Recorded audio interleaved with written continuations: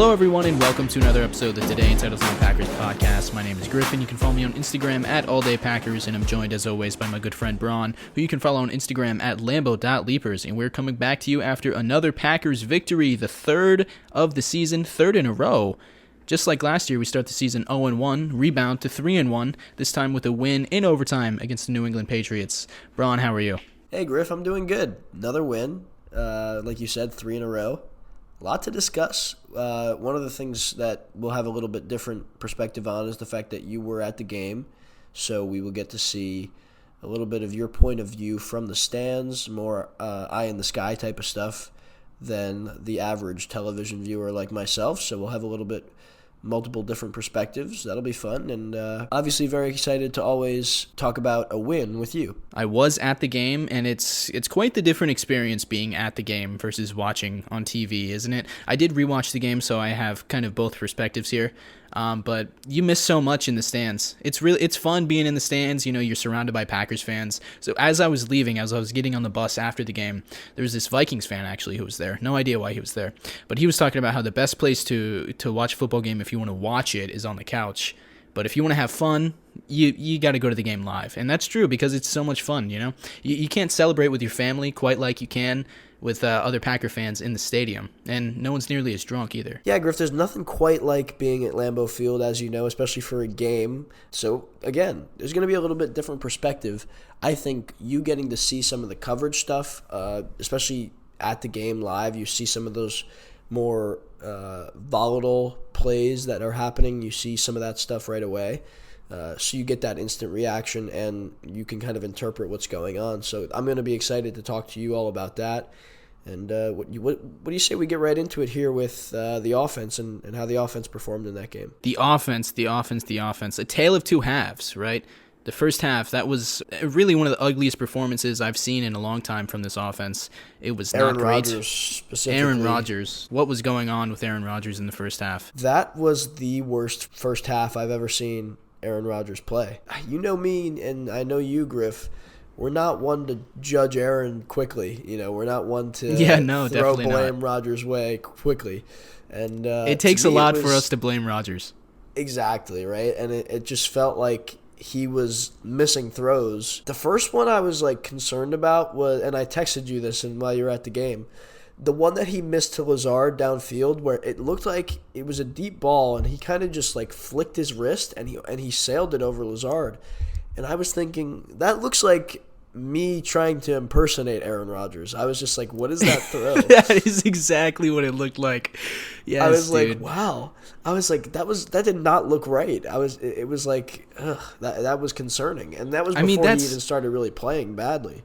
We've seen Aaron make those throws, and it's a dime, you know? So it's like you kind of live by it, you die by it. He gets lazy with the footwork sometimes, but he's one of the greatest of all time, so usually it's not a problem. But yeah, sometimes in the first half it was a problem because he missed on, I think, 3 deep balls where it's like, God, Aaron, can you step up? Can you step into this one? But, you know, that's how he plays. But, yeah, I was definitely caught off guard when you had texted me. It was right after that throw to Lazard because I remember watching in the stands, and I see Lazard. He has a nice release, and my first thought is this going deep to Allen? And then he throws it deep to Allen, and Allen kind of got stuck on the route, I thought. I mean, it wasn't a great ball, but my first thought is like, wow, Allen kind of got stuck on that route. And then you texted me, Rodgers needs to stop flicking it. I was like, wow, how does this look on TV if Bron's texting me criticizing Aaron Rodgers? Yeah, I mean, that's exactly, I'm the last person to do that, especially when, you know, we've seen how good he is and how this team would struggle if he doesn't play well. And when he's missing throws, even if it's he's missing simple throws in that first half that were just concerning, and I see why Packers fans were concerned, but they were also very, very much too quick people were calling for Jordan Love to come in and stuff like that, which is insane. You know, I was very prepared for him to turn it around as soon as that second half even, and he did that. He rebounded with one of the best halves he's played in a while. I thought it was an incredible rebound. He was so efficient. He threw the ball with power. He threw the ball with accuracy.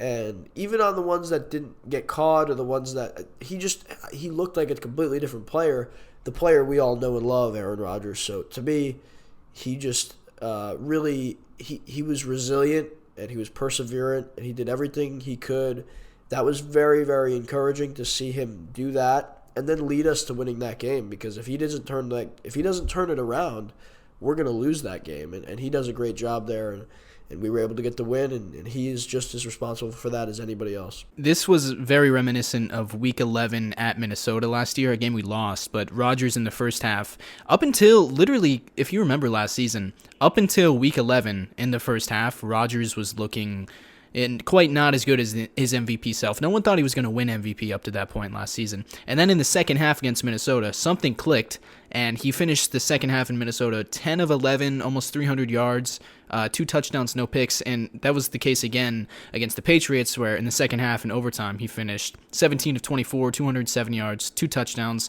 no picks, no sacks either. So not quite as excellent against that game against Minnesota, but kind of same situation there, where Rodgers, he said it after the game, I usually don't play two bad halves, which I think, yeah, go off, King. But he's right, dude. If he ever has a bad first half, usually he's going to rebound, and he definitely did. I think he did more than rebound. It was almost, he played like as elite as it gets. His PFF grade even finished above average with that 74. And that's including the pick, which was a really bad pick. And when you we throw didn't a even really talk bad about pick like that, pick. when you have a pick like that, your PFF grade is going to go down the toilet. So the fact that he still finished with a 74, that means that, the folks at PFF really liked his performance as well. Yeah, let's talk about that pick, Griff, because that was probably his worst throw of the day, and he had a lot of bad throws in that first half. To me, wow, what a weird thing to see Rodgers do that right before the end of the first half, and you never see that. Rodgers is usually very protective of the football. He's not going to make those mistakes, but it seems to be that out route at times that kills him, because he just threw that ball. Lazard was not anywhere near it. I don't know if it was any fault of Lazard, but the ball was just right there for the picking, no pun intended. And it was caught, and it was a pick six, and there was nothing they could do. And that was so unlike Rodgers, especially with Green Bay up, going into the half with gonna get the ball to start. You're thinking they might go and get another field goal here before half, but instead Rodgers makes this very, very crucial mistake, which he never makes. So only his 4th pick six in his career, but you know what? It's really not that big of a deal, obviously, because we won, and I don't expect him to throw another one of those all season, right? But definitely a weird one for sure, because, again, this is 2 games in a row now where he throws a very convicted ball that gets intercepted, and it's not like him at all.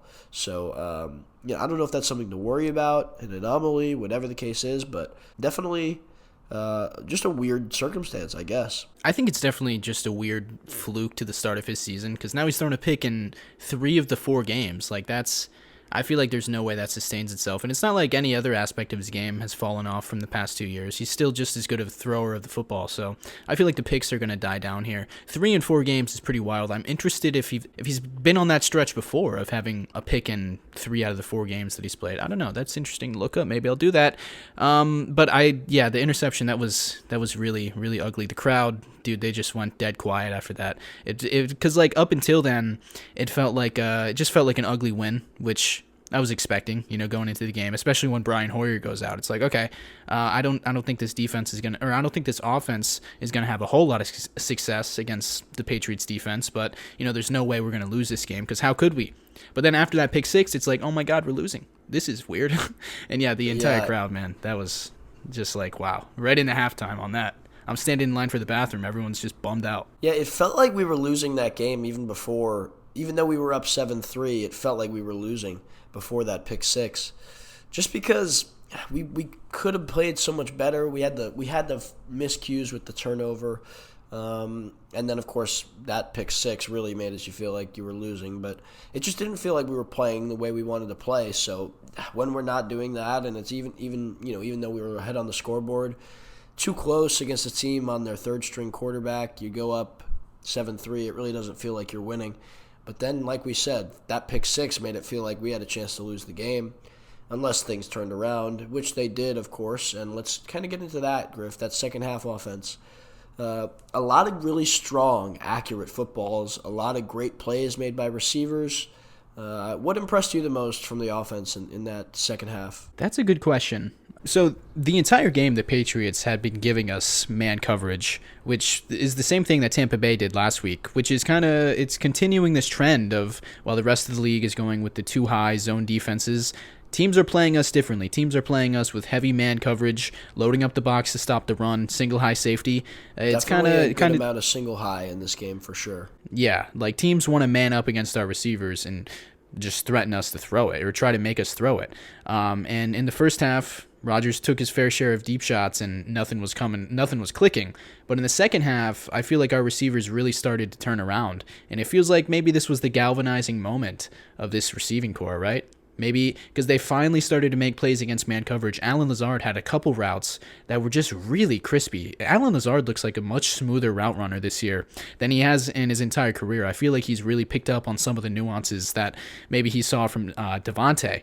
But Romeo Doubs, we saw him. He runs right by that guy on the 40-yard touchdown that he dropped. We'll talk about that, I'm sure. The back shoulder fade. Rodgers doesn't throw back shoulder fades to just anybody, right? Like that was a big deal, him throwing that ball. And it was a great play by him, too. So I guess the biggest takeaway from the second half success would be that our receivers were finally able to respond against man coverage. The great moment was that both those rookie receivers got their Lambeau leaps in, which was really cool.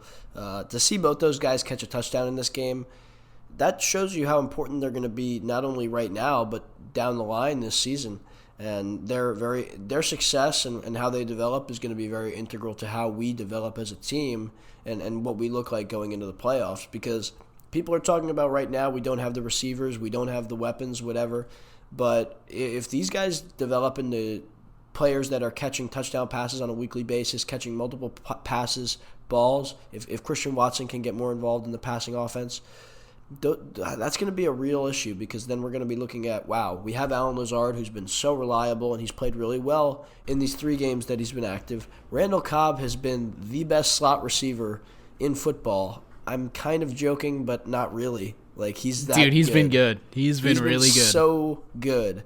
And just the way those guys are playing, the veterans there. Sammy Watkins had a really strong first week. So you're very excited about this group now, because they're very deep. These 5 guys can all play at a really high level, and that's something we haven't had in a really long time. So, no, we don't have Devontae Adams, but we do have 5 guys that can play really well and have shown that they can be enough for us, and that only will improve as those young guys kind of continue to exponentially grow as these games go on. They do more, they learn more, and they're going to grow more as well. I think it's fair to say that this was the best offensive performance that we've seen this season. That's true if you just look at the numbers. We saw a lot of success on the ground, which was really pleasant to see against a Bill Belichick coach defense, which I don't care who their personnel is. It's not easy to run against Bill Belichick. But we saw a lot of success on the ground. Aaron Jones. They're trying to stop Aaron Jones. They were in base defense nearly the entire game. Like I said, they were loading the box up. They were trying to stop the run game. And it looked a lot like how it did against Chicago, where we were just creating lanes with the offensive line. And that's kind of where the game is won, in the trenches. Griff, one thing I thought was interesting, a little bit of a tendency breaker from Rodgers. At one point in this game, he points out single high to the offense. He says single high. And then he completes a pass downfield. And then a little bit later in the game, this was either the 3rd or 4th quarter, he points out again, single high, and then he hands it off to Aaron Jones, and Aaron Jones runs up the gut for 10. And it was just like, man, that's the kind of thing you love to see when Rodgers is using those little things like that. And this is what makes him so great, using a little thing like that, something that'll just kind of make the defense pause a little bit. And he points that single high out, but in reality, he's not going to throw the football, even though that's the advantageous look from that defensive alignment. So, just that's another little thing that I'm not, like, you watching the game from the stands wouldn't be able to pick that up. But obviously, when you went and watched it back, I'm not sure if you saw that, but that's something. I did not see that. No. Yeah, that's so something that's I a did not little catch. thing. Little thing you can see, like, that makes you so confident in him and this offense and the way he leads. And that's that second half, they just really changed things up in the fact that they were running the football a lot better.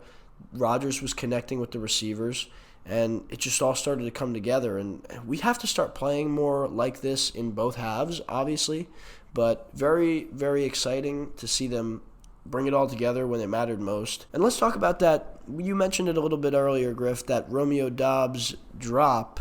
I say that with quotation marks. Is that a drop? I feel like it is a drop. Well, I don't know, right? I have qualms with the rule. By the rule book, I guess that is a drop, right? Or that is an incomplete pass, however you want to phrase it. Matt LaFleur called it a drop because you need to survive the ground. But to me, what is this rule, okay? Because the idea should be, I don't know if anybody remembers the Jordy Nelson touchdown where he caught the ball, gets 2 feet in, and then the ball gets popped out of his hands, but they review it, it was challenged, whatever, or automatic review, but everybody was thinking, oh, it's a drop because the ball popped out. No, Jordy catches the ball, it's popped out of his hands, but he gets his 2 feet down first, so after that, the play is over, and it was called a touchdown because he caught the ball and got 2 feet in the end zone, and that's it. It's a touchdown. And even though the ball was popped out after, that didn't change the fact that once the ball is caught with 2 feet down in the end zone, that's a touchdown. And to me, this should be the same thing. I don't see why he should have to have the ball falling to the ground after the play should be theoretically over because he's already caught the ball with 2 feet in the end zone. To me, that should end the play. That should be a touchdown. He's gotten 2 feet in, and the ball is caught, and he's crossed the plane, right? All of that. Everything is satisfied. Why should he have to now continue the play after he's already scored just to see if he loses the ball when it hits the ground? That's something you would do inbounds. I understand that. But when you're in the end zone, that makes no sense to me because that defies everything about getting 2 feet in, crossing the plane, and catching the football. Because now that's not a catch. That's something totally different. That's a whole different conversation to me. Yeah, I think you should send a kindly worded letter to Roger Goodell because I think he just made your case. I mean, you're right, dude, but I don't know. In the stands, it was so weird because, I really can't see, what's going on. I don't have Tony Romo telling me what he sees. It's quite different. And everyone around me is thinking touchdown, just like Aaron and Bach did when they were celebrating, just like Christian Watson was before he turned around, and Romeo. So I was kind of in that boat where I was like, wait, are they really calling this incomplete? Why is Pat O'Donnell on the field? And then I'm looking at it, and I'm like, what is the rule? I don't even know, dude. If it looks like a catch, call it a catch. Can we do that? I know it's a little bit more complicated than that. But, yeah, he gets 2 steps in the end zone, going to the ground. That's the key, right? That's the key. You got to survive the catch through the ground. I guess so. But when you're in the end zone, yeah. I mean, when you're in the end zone, come on, man. He's got possession, right? 2 steps? Oh, he had it, dude. That's quite annoying. He caught the ball, brought it in, takes 2 steps, and now all of a sudden you're telling me he's got to bring it to the ground or whatever. The play should be over. That's it. Play is over. I know, man. I know. Yeah, this is kind of how Cowboys fans felt after the No, the that's game, right? different. If this happened That's different? outside, yes, if this happened outside of the end zone, I would say it's a drop. That's a drop. But this is a totally different ball game to me. He catches the football, he brings it in, he takes 2 steps, 2 feet in, ball in his hands, the play is over. Whatever happens after that shouldn't matter. That should end the play. Yeah, it's really annoying, and that's what I thought watching live. But that's a play that Romeo's got to make. That's a play that Romeo he also made had the a fumble. play, in my opinion. I feel like he made the play. In my opinion, too. Yeah, that's gonna be included in my Romeo Dobbs highlight reel at the end of the season. I don't care if it came out at the end of the play, but he also had a fumble. Second offensive play, had a fumble. That sucked. Yeah.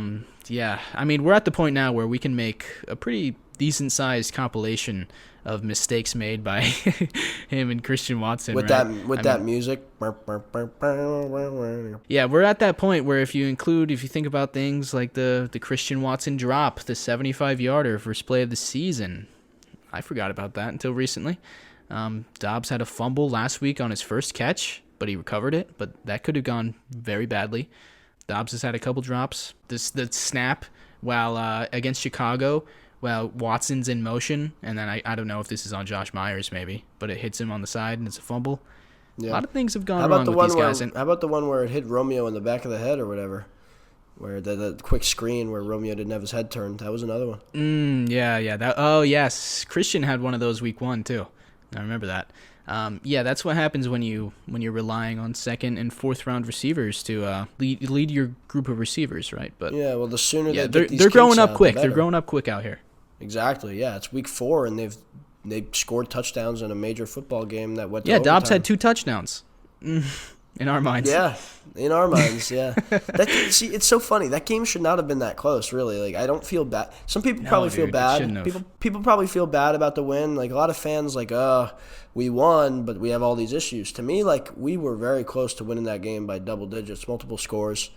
And people talk about, the Packers only beat a third-string quarterback by 3 points. It's like, well, there was a lot more to it. I mean, the referees couldn't figure out whether to call a penalty on the offense or the defense. They missed terrible. We'll get into some of the ones specifically, but some terrible missed calls. The delay of game, oh my God, that was way worse than last week, and last week was pretty bad. Yeah, sorry, continue, Bron. Yeah, that was. I didn't want to get into the specifics there because we can have a whole conversation about that. But I mean, that was about 3 seconds before. That was one of the most ridiculous things I've seen in my life. Like, Yeah. Are you kidding me? What are you even watching if you're not looking at the play clock right there, man? I don't Come know. on. I guess they just were admiring Bailey Zappi's footwork in the pocket. I don't know what else. It reset back to 40. That's how long he took. Yeah. Maybe they thought they had more. Maybe they just missed the first 2 seconds, and then when they saw it was 40, they're okay. He's got 40 seconds left. Oh, he's got 40 Come on, seconds. quick. All right. Yeah, I don't know. I can't explain it, but that guy was pretty terrible. I don't know his name. I don't want to know his name. I hope he never referees another Packers game again because that was bad. How many times? He did at least twice where he called a penalty on the offense and it was on the defense. I remember that, yeah. That must have been terrible. He called 97 on the Patriots offense. Yeah. I don't think the Patriots offense has a 97. And he says it in such a condescending way. It's so annoying. Penalty, number 97, offense. It's like just the tone of his voice started to make me mad. But yeah, this season, it's a strange season for the Packers. It's like It's a strange we're season so for close. the NFL. For the NFL, yeah.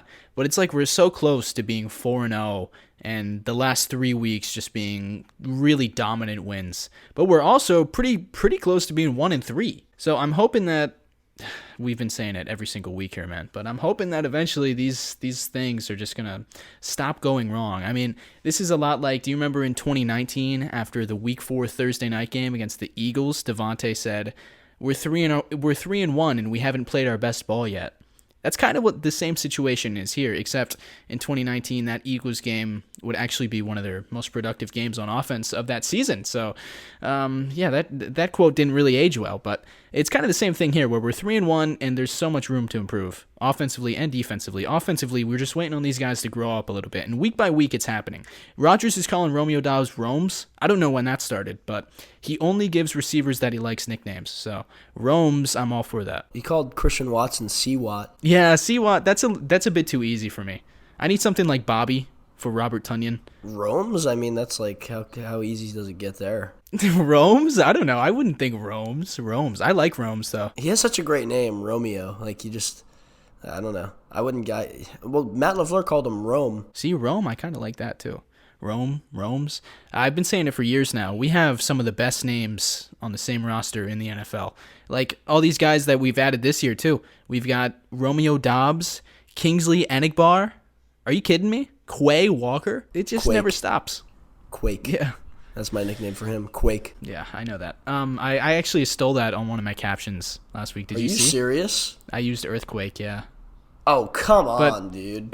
I honestly couldn't remember if that was the one you came up with or if you came up with a different one. But yeah, I did use Earthquake. Oh, Or, wow. I think it said Earthquake, actually, so. Oh, that's even worse. But yeah, we're so close to being a really dominant team, a team that we would all feel better about right now. We haven't won the turnover battle in any game this season. When have the Packers gone 4 straight games Is that true? without? That's true. That's true. Insane. Weeks 1 and 2, we lost the turnover battle. Last week, we tied with the Buccaneers, I think 2 each.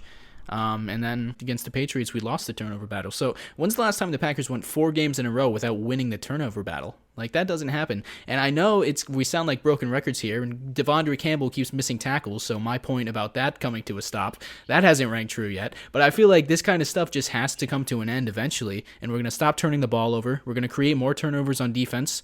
I feel like this stuff is going to happen, and we're 3-1, and we haven't played our best football, right, Devontae? Oh, wow. But yeah, no, I you know what's funny? I feel like we aren't getting enough interceptions on defense, and Rodgers is obviously, like you said, thrown 3 in the 4 games we've played. little uncharacteristic for this team, I feel like, all around, those two things. I don't see how Rodgers is going to continue to throw interceptions. That just doesn't happen. He's not going to do that. No. He's not. You think he's going to throw 10 picks this year? I feel like there's no way that happens. I don't see that at all. 9 might be a realistic number, but I don't think he throws double digits. It just doesn't make any sense. No, I don't think so. How is he going to do that? That means he's struggling, which I don't see. I feel like he's throwing the ball accurately.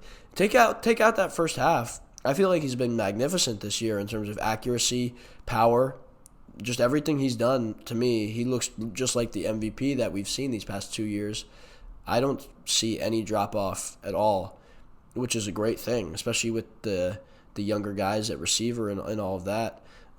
So I'm not concerned about him in the slightest. But the defense, I think we expected more turnovers produced, especially with this group of all-stars that we've got. This really is an all-star cast on that side of the ball, and you'd like to think they'd make a few more splash plays. Rashawn Gary is one of those guys that's making a lot of big plays for us. But other than that, we need more, I would say, game-changing plays on that side of the ball to alter that kind of turnover battle thing that we've usually – you go back to every winning year we've had with Matt LaFleur. That's been our biggest thing. 2019, it was a huge reason why we won. 2020, not as much. 2021, that came back a little bit. And now this year, I think we're going to have to turn that around pretty soon here. It's definitely not too late, but it's going to be crucial that we do so. Yeah, Roger said at his press conference that this way of winning he doesn't think is sustainable. And I would tend to agree with that. One-score games, those are really tough to win consistently. So a few adjustments that could be made here. Elton Jenkins. Let's talk about Elton Jenkins here. I've seen a lot of folks discussing Elton Jenkins. Man, dude, I haven't wanted to talk about it, but yeah, he has not looked great. I mean, he looks better than Royce Newman did at right tackle. So would you. Yeah, wow. But I feel like Elton is such a good offensive guard that we're losing value by making him play right tackle, where he's not that much better than a guy like Royce Newman. He is better, but he's not that much better, where I think he is such a good guard. I think he's very good. I think he's the second best tackle on this team. I think that's true. Yeah. Can you name a better tackle than him on this team? I mean, Yash. I don't know how I feel about Yash. I really don't. Yash is such a wild card. Yash is a feel-good story, but I feel like he's a very average player, which is more than you can ask for a backup left tackle. What feels good about his story, if you don't mind me asking? Yeah, undrafted free agent. We've got enough of those, man. I don't need any more feel-good stories. We're trying to win Super Bowls here. What I'm saying is I'm not trying to win people's hearts. I like Yash, okay? I do like Yash. Yeah, you like Yash? For him. And he's played really well in Bakhtiari's absence, but Elton's probably better at tackle than Yash is at tackle. You say he's played really well? That's a stretch. Why are we going at Yash here, man? I'm not going at Yash. I just think Elton, I think he deserves a little bit of slack. He hasn't been good. I think he's been pretty bad, actually. He looked lethargic on some of those. He was going up against Matthew Judon, to be fair, and he's very, very good. But he just looked slow. And he's coming off an ACL tear, and he's back for what? This is his second game, whatever. He's just coming back. It's going to take some time. He was very, very good when he was healthy last year. It's just, you know what I mean? Like, we just have to give it a little bit more time. I don't mind the idea of, like, moving him over. But I don't want to, like, end that experiment yet. I think he's a great right tackle for us. And to be able to have those two guys, I don't think Yash is reliable enough to just be like, make that change and be happy with it. I don't know. Maybe you disagree. I don't know exactly what we should do at that spot. But maybe our best five has Yash in it. That's a possibility. It is tough to say, though. I'm not sure if it's going to be any different. Or the good thing would be if you have David and Elton on that left side. That's pretty much locked down. But then the right side it lacks a lot of experience and a lot of security. I feel like you don't feel as secure about that entire right side, because even if you include Josh in that, you look at Josh, you go, I guess Runyon would be at the right guard spot now, and then Yash. That's a lot of inexperience, a lot of at times average play stringing across the right side. A lack of dependability too. I'm just not sure that I feel great about having that group of three on an island by itself. I don't know if I were to move Elton. I don't know if I'd put him at left guard or right guard, because I get it. He's never played right guard in the regular season. That would be, I think, He's never played right guard in the regular season? He played in true? preseason. That's a true fact. Yeah, he's never played in the regular season. He played in preseason of his rookie year. Never played right guard in this league. So, technically, maybe I don't know what else they'd do. Well, I'd rather take Royce off the field than Runyon. And putting Runyon at right guard, I can't imagine that's as easy as a switch as it sounds. Well, then what do they do? I mean, that's the thing. Like, I don't think Royce Newman's in their best five. I don't think so either. So They're going to have to move. So somebody's moving. I think Elton at left guard is the natural way to go.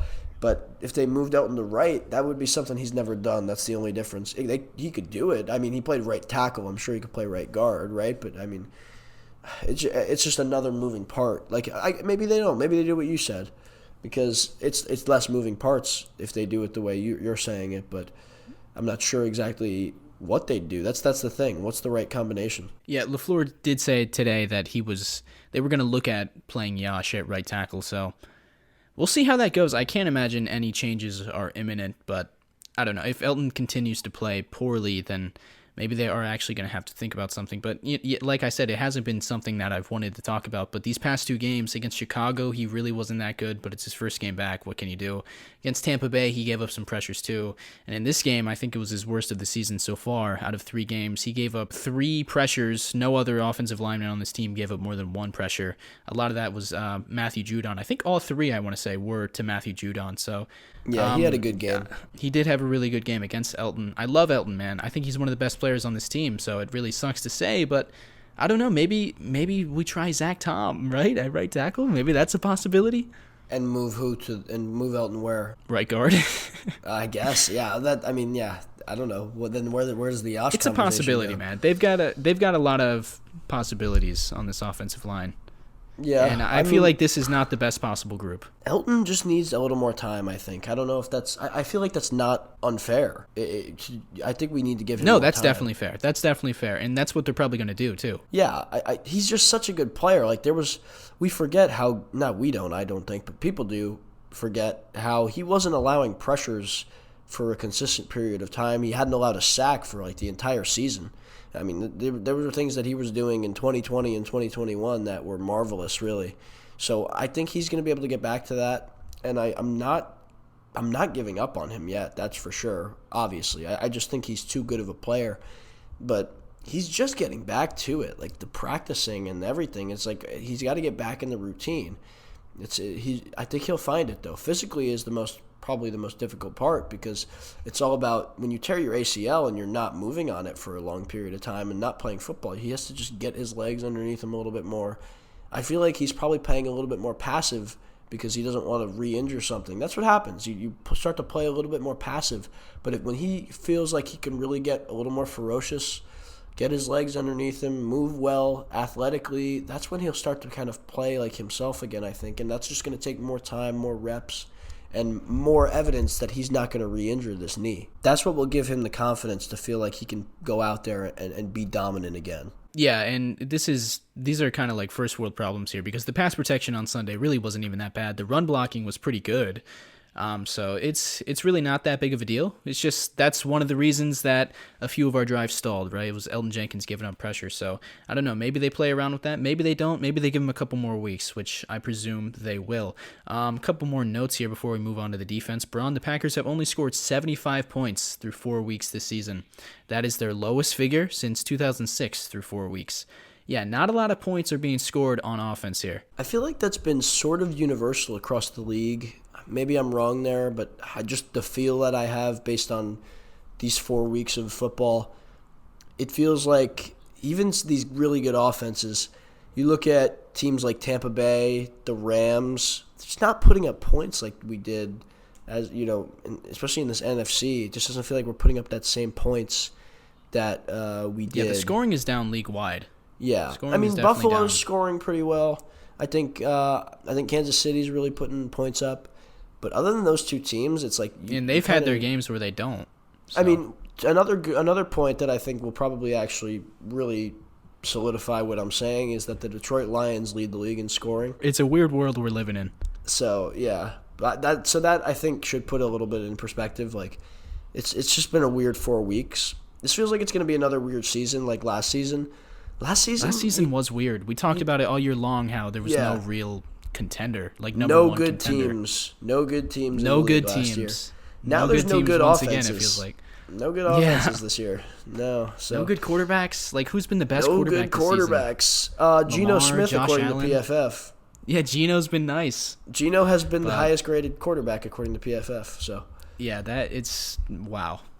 The Lions have the number one scoring offense, and Geno Smith is the best quarterback in the league. And that's what I predicted going into the season. So. You were right, dude. I thought you were crazy.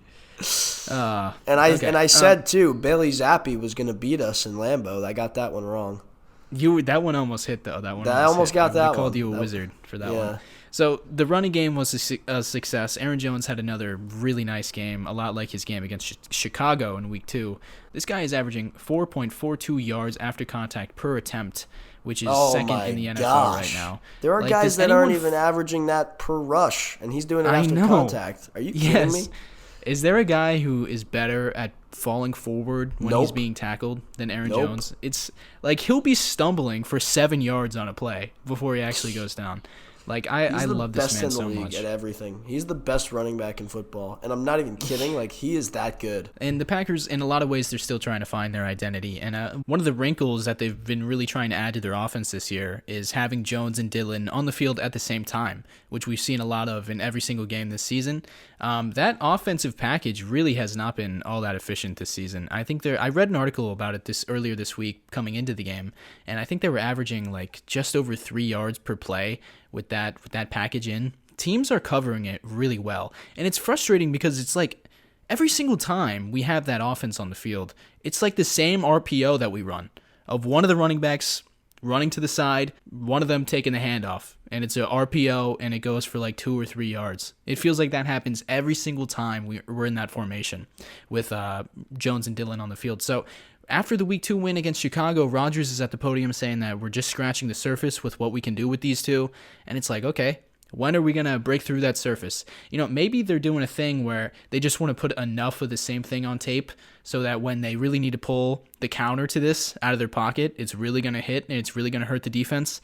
I don't know. Maybe that's what they're doing. Otherwise, Matt LaFleur, what are we doing here, buddy? Because this is a thing that they're really trying to hammer in on this year. This formation, we're running it so much. We're running the same RPO so much, and it just never works. So I'm like waiting for the wrinkle. I'm waiting for the wrinkle to the wrinkle. Yeah, my thing with that is if you're going to have the two running backs on the field, I would say like probably 4 times out of 5, I would like Aaron Jones or A.J. Dillon split out wide and have the other next to Rodgers or whatever the case is. If you're going to, Matt LaFleur's thing with this, the reason why he's hammering this down so much is because, and I'm sure Rodgers is part of that discussion too, but I think they just want the best 11 guys on the field as much as possible. I think that's pretty obvious that those two would be included in that. And they're both very versatile in terms of being able to catch the football. We saw that on Sunday. Both of those guys were successful in that area. So I get it. I understand what they want to do and why it's important because it does create some variability and some complexity within what they're trying to do. But if they're running those same concepts, it's going to become predictable and easy to stop. And it has been just because I think they're lacking the variability that it needs to have those positive plays. Yeah, I think that about wraps it up with the offense. They're going to get better. I'm going to hope that this was a lot like the Week 11 game in Minnesota last year where the second half performance kind of turns our entire season around offensively. The second half, they went touchdown, field goal, touchdown. They had a punt, which was off of the dropped Romeo touchdown, or the drop, not a drop, whatever. Then we went end of half. We punted in overtime. That was our first real drive in the second half that I would call unsuccessful, and then we ended with the game-winning field goal. So it was really a lot of good in the second half for the offense. But let's talk about the defense now, because the defense, most of the game was really, really good. The Patriots really weren't moving the ball all that well. But it's like this defense, it's every game this season, they're due for like 2 drives where things just get freaky. Usually one of those is the opening drive, and that's actually been the case every week. So Right, yeah. So, of course, we give up a field goal on the opening drive because, just of course, that's what this defense does. Griff, Then, it's so funny. It's so funny because this happened last year too, and this is when the conversation started. Maybe we just need to start taking the ball instead of deferring to the second half. And it's a lot of similar things to last year. It's so weird. We lose big in week 1. The defense is struggling on the opening drive. It's like all these different things. Like, it's very, very weird. yeah, I'm pretty sure every game this season, the defense has been out on the field first. And every game this season, they've definitely given up points on the opening drive. So, yeah, I don't know. Whatever. It's not even that big of a deal. They kick a field goal. I don't even get stressed when they kick a field goal because I just know that that's not going to be able to continue. Is it because of the scripted plays? Does every offense just come in with a script and we don't have a script defensively? I have no idea. I never will. But the Patriots, they had a lot of success in the running game. They had 33 carries, 5.1 yards per carry. That's not how a lot of teams are going to attack us, I don't think. I think New England is a pretty unique offense. I mean, they're built so weirdly. They've got Matt Patricia calling plays. They're first of all, they had their third string quarterback in. They don't have any real premier pass catchers. They just last spring they paid 2 tight ends $10 million.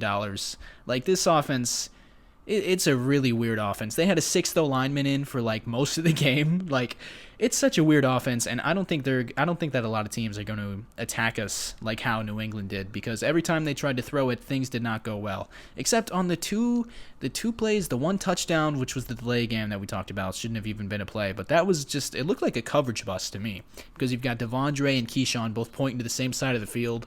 I don't know who messed up there, but it looked like a miscommunication to me. And then the other one was just man coverage after they'd run it like 8 plays in a row, and the linebackers just got sucked up and they hit on another crossing route. So, but outside of those, I mean, it's just I didn't see anything in this game that really worried me about the defense. To me, New England at times was playing bully ball, and we were the kid without lunch money on a Wednesday afternoon.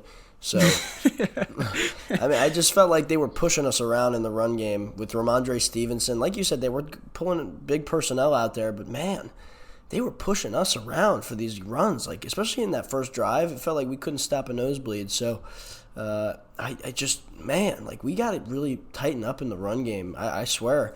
I think all 4 of these games I've been watching this defense get run on quite a bit, and I get the scenarios and circumstances are different in each game.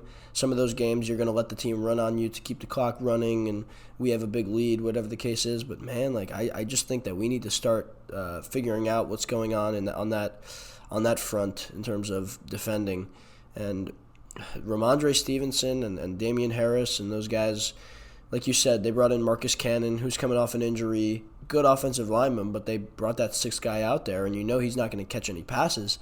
Still had trouble defending the run, even with Kenny Clark up in the middle, and a lot to like on our defense. Just surprising how we've been pretty not great at stopping the run so far through 4 games. Yeah, I don't even know if that's like, I mean, statistically we're towards the bottom of the league defending the run, but week 2, Chicago had like one really good drive where they ran the ball right at us. They had like over 100 yards on the ground on one drive.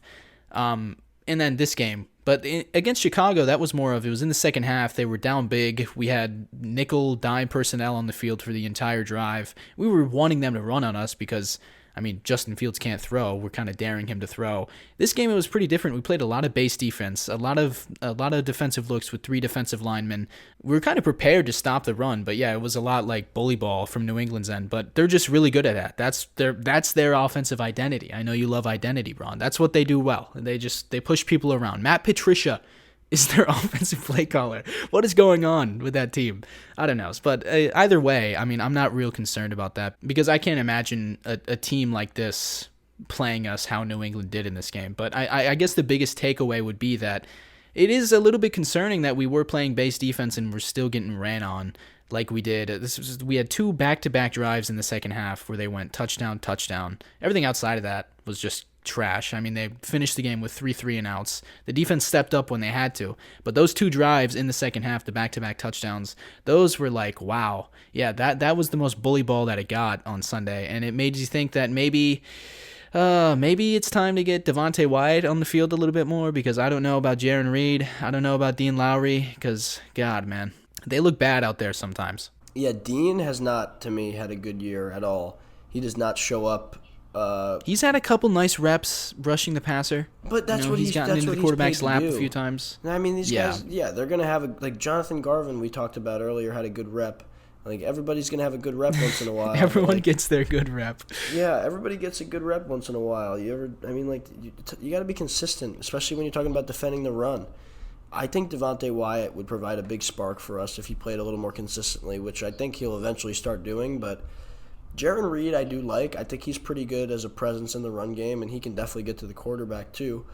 But we got to get better up front. It's surprising because we went into the year thinking that was our strongest group, probably. When you talk about those front three, and I feel like we need to be better defending the run. I think the linebackers are going to be a part of that conversation as well. But even though we've talked about a little bit Devondre missing tackles, I still feel like he is a dominant presence out there. Even when he's not playing like all pro level football at all times, I think he is extremely, extremely valuable to what we do, and he just does so many things that you don't even account for on the stat sheet. So. And I think Quay is doing a lot of great things as well, kind of feeding off Dre. So I love those two. I love what those two are doing. And then I think the edge rushers are playing phenomenal ball. Preston looks great. Rashawn looks like the defensive player of the year right now. So to me, I'm excited about the defense. We have some injuries on the back end, which we'll probably talk about in a little bit, Griff. But I do love where this group is at, and I think as we keep progressing, it'll get better and better.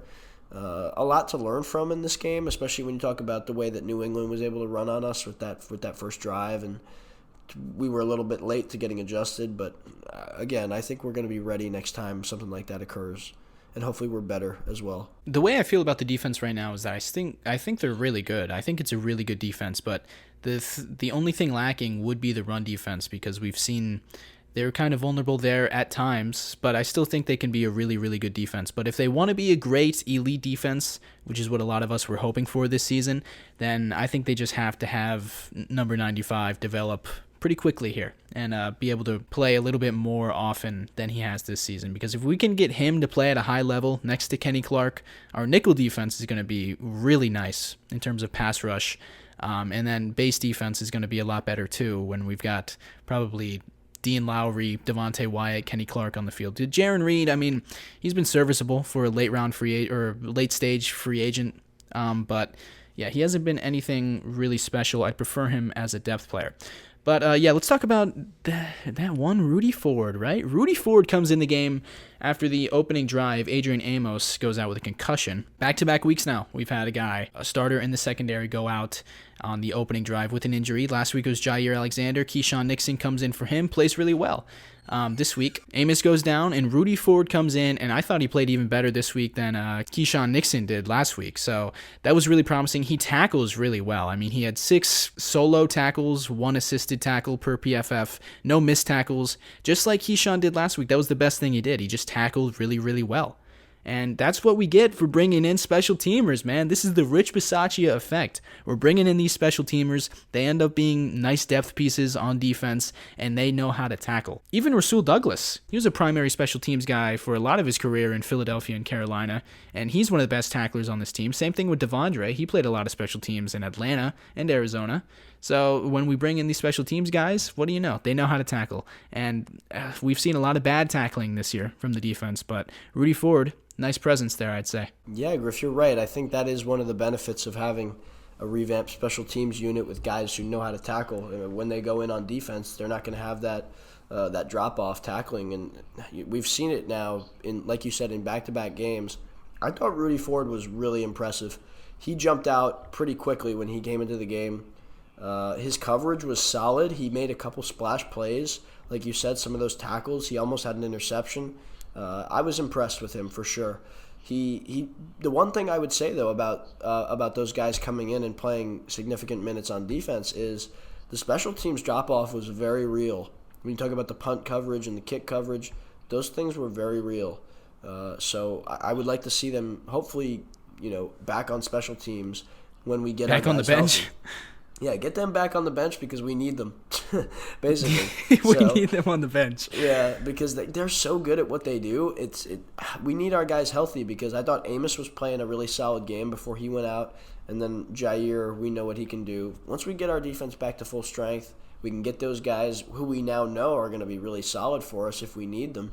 Hopefully we can get those guys kind of back onto what they do best, which is special teams, and keep winning that field position battle that's so crucial to some of these games that we've won. Yeah, I do think it's really impressive that Ford and Nixon are able to come in and just play really serviceable at worst, is what I said last week. And that's what they were. In the past defense, they gave up a couple big plays. The crossing routes I mentioned, blown coverage, man coverage. Rasul gave up a catch in the first half. Stokes gave up a catch in the second half, I think. I mean, those things are going to happen, especially when you're playing a team that's running it down your throat like the Patriots were. Those things are going to happen, so I'm not really concerned about that. Once we get John Money back, man, this cornerback group is going to be good. I'm hoping that there was just a precautionary move keeping him out of this game, right? I mean, the groin injury. It definitely was. Definitely. Those can linger. The groin injuries can linger. Yeah, all it takes is I'm sure it was, in my opinion, this is obviously with no inside information, but I think you're not a doctor? No, I'm not, but I am going to give you my expert opinion anyway. I think that it was probably a very small tweak that he had where you feel it. Like, when you did it and it's dangerous. So, that was something he was very cognizant of. So, I'm sure they're just playing it very, very safe with that because, like you said, those can come back, linger. I think they're just gonna let him fully heal, and he'll probably be back this week if I had to guess. He probably could have played. And if he doesn't tweak it, that's the only concern is you kind of re-injure it or keep it around, extend that, have almost a setback, I guess. And to let it fully heal is probably the smart thing to do. And 2 weeks is certainly enough time, I'd think. So, again, that's all speculation, but you deal with things like that, and that's kind of the standard stuff. And I'm sure he'll be okay. But like I said, they're very extra cautious, and hopefully he'll be good for this week because we're going to want him back as soon as possible for sure. Yeah, I really don't have too much to say about this defense. I thought they played about just as I expected them to. Maybe a little bit worse than I expected them to. But, I mean, they allowed 17 points against Bailey Zappi.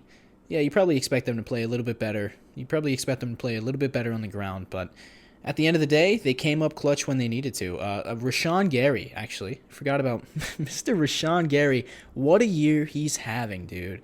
God, it's crazy. Is he the best pass rusher we've had since Clay Matthews? I feel like he's having a better season than 2019's Zadarius Smith. He had a 93.4 PFF grade on Sunday. That was the highest of his career. He has 5 sacks on the season. That's tied for second in the NFL. Behind Alex Highsmith, who has 5.5. PFF, he's tied for first because PFF doesn't count half sacks. I don't know if you knew that, but they don't.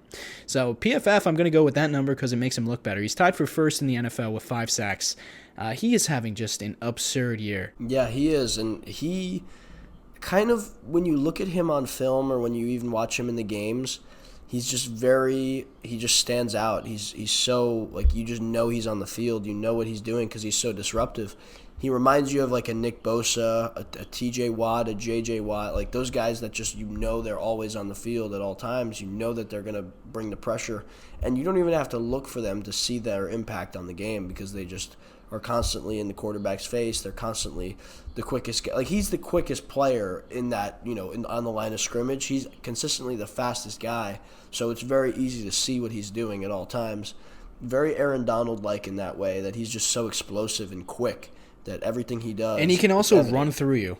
He runs right through you, and he's shoving guys. He's got like you said, he's got that combination of power and speed that literally no other player in the league has. So he's just kind of growing into his own each and every year, and he's getting better every year somehow. And it's just really exciting because he is having a Defensive Player of the Year type year, at least a start to the year so far. And I think the more that we notice that, the more widely recognized that is, I think it's going to push him even more to keep capitalizing on his success. And the kind of worker he is, I think that's just going to take him leaps and bounds ahead of where we even think he can be. So I'm really excited for the rest of this season for him and how he's going to lead this defense. This is the player that they drafted in 2019. He's made so much progress in the past 4 seasons that he looks like a different player.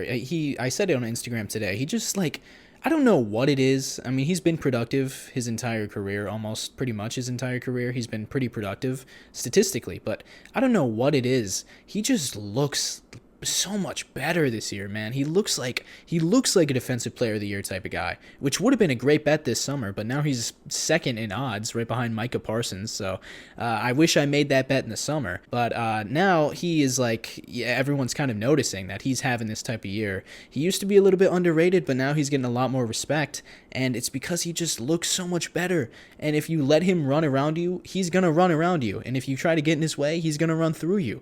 And he's having maybe the best season for an edge rusher that I've seen in a Packers uniform since Clay Matthews in his prime. Yeah, and that's so exciting because we need a guy like that who's going to be able to get to the quarterback. It really looks like he can get to the quarterback at will, kind of like Clay did. You just knew he was going to get there when you needed him to. That's what it feels like. And he's, oh my goodness, on these third downs, it's always Rashawn Gary making these sacks like to stop the drive and stop the bleeding. That when you just like when it's at midfield and it's third down, and it could be a situation where they might go for it if they get close, and Rashawn just shuts it down. And, man, he is fun to watch, great to have, and he's going to be crucial to everything they do trying to win a Super Bowl this year. So just as important, if not the most important piece on this defense this year for this Green Bay Packers team. That was the one thing, looking at the defense on paper coming into this season, it was this defense being really good was kind of reliant on Rashawn Gary having this type of season, because we love Preston Smith, but no one really expects him to put together like the best edge rusher in the league type of year. Rashawn Gary, we needed him to play like this, and he's the reason that the defense has had a lot of the success that they've had so far this season. All right, I think we're ready to wrap it up here. I think we got to everything just about. We're going to be back later this week, for real this time. Last week we had some more scheduling conflicts, let's just call it, so we couldn't get the preview out last week. We had some people messaging us asking about that. Sorry about that. This week it will be out to preview the Packers Week 5 matchup with the New York Giants in London. That's going to be fun. First time the Packers have ever played in London. So that'll be fun. Waking up bright and early on a Sunday morning to watch the Packers. Can't wait for that one. But yeah, we're going to be back later this week with a preview of that game. But for this one, I think we got to everything. Great win, overtime, closer than it needed to be, but a win is a win. And the Packers are 3-1, so I'm feeling pretty good this stage of the season. Thanks for joining me, Bron. Thank you all for listening. Share it with your friends and family. Let us know if you like the podcast. Rate it 5 stars on Spotify, iTunes, wherever you get your podcast. And we'll be back. Go Pack Go. Another great win. Thanks for listening, everybody. As always, go Pack Go.